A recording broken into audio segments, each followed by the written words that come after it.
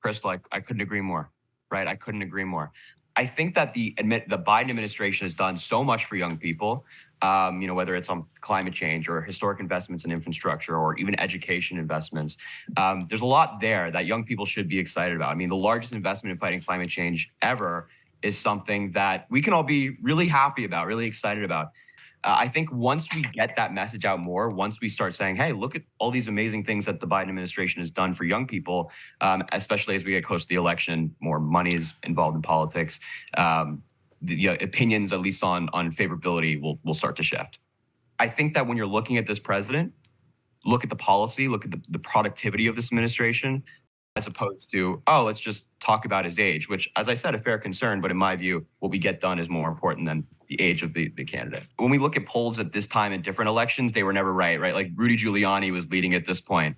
And I find the point of, the liberal talking point in Manhattan to be interesting, because it's not just, me going to NYU saying all these policies are great. It's like, no, the American people are really feeling this. President Biden inherited a constitutional crisis from Donald Trump inciting an insurrection.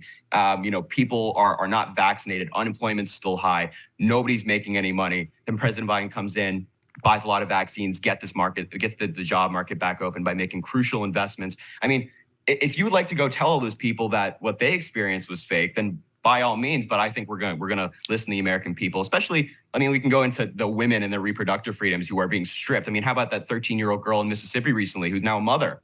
I think that sounds more like a conservative talking point, and wherever you might be living right now, than the liberal Manhattaner combating average Americans or anything like that. That guy was fucking weird.